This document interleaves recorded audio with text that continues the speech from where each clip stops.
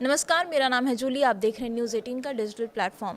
अफगानिस्तान के मंत्री अलहाज नूरुद्दीन अजीजी ने भारत यात्रा में भारत अफगानिस्तान व्यापार बढ़ाने, एयर कार्गो कॉरिडोर, टैक्स छूट और निवेश के नए अवसरों पर अहम फैसले लिए हैं। पिछले हफ्ते भारत आए अफगानिस्तान के मंत्री अजीजी ने विदेश मंत्री एस जयशंकर और वाणिज्य राज्य मंत्री जितिन प्रसाद से मुलाकात की थी और भारतीय कारोबारियों से बातचीत भी उन्होंने की थी।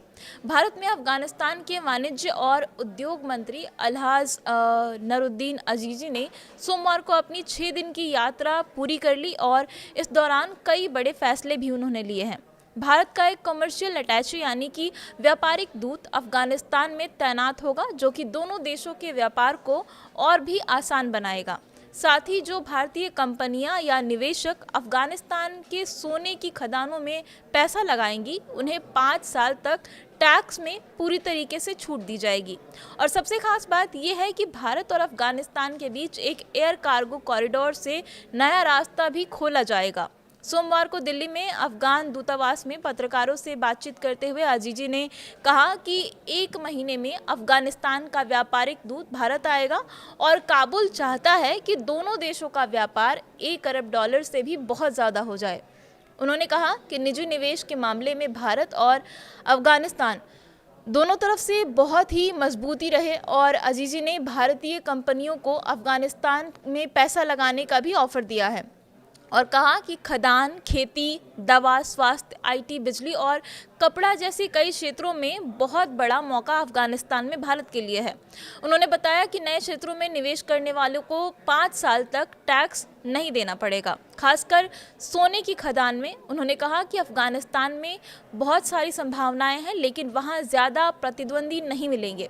भारत को ज़मीन भी देंगे, टैरिफ में छूट देंगे और 5 साल तक टैक्स भी माफ़ रहेगा, ताकि भारतीय कंपनियां आसानी से वहां पर अपना कारोबार शुरू कर सके। अजीजी ने यह भी कहा कि अगर भारतीय कंपनियां अफगानिस्तान में निवेश के लिए मशीनें लगाएंगे तो सिर्फ 1% टैरिफ लगेगा, यानी कि लगभग मुफ्त सामान वहां से यहां आ सकेगा।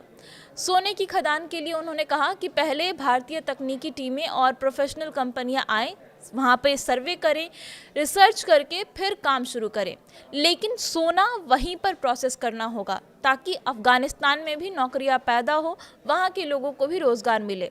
उन्होंने भारत से गुजारिश की कि छोटी छोटी रुकावटें जैसे कि वीज़ा, एयर कॉरिडोर और बैंक लेन देन की दिक्कतें जल्दी दूर कर ली जाए, ताकि दोनों देशों का व्यापार और निवेश बहुत तेज़ी से आगे बढ़ सके।